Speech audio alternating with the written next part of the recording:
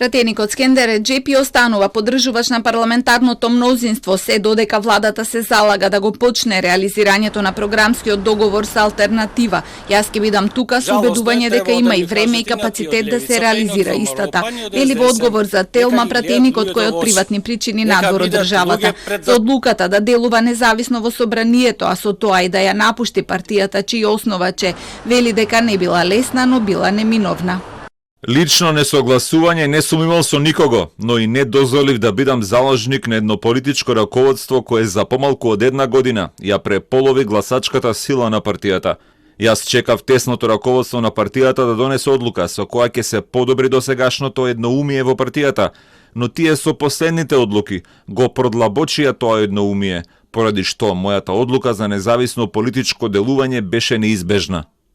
Од партијата не се изненадени од потегот на Реджепи, кој веќе некое време не се ни појавувал на партиските состаноци и не учествувал во работата на партиските органи, но бараат да го врати мандатот, иако и тие не очекуваат дека тој ќе го смени политичкиот курс. Ова не ги менува позициите на пратеничката група, односно пратениците на алтернатива во власта, ниту пак значи дека може власта да претрпи некој удар во однос на намалување на мнозинството, секако дека станува збор за негова лична одлука, меѓутоа одлука која нема да има никакво влијание врз парламентарното мнозинство. Парламентарното мнозинство во однос на бројки ќе биде истото. Превирањата кај коалициониот партнер, но и најавениот протест на опозицијата ја натера власта да ги збие своите редови. Во недела е закажан состанок на партнерите во владата, што треба да резултира со заедничка декларација дека парламентарните избори треба да се одржат во 2024 година.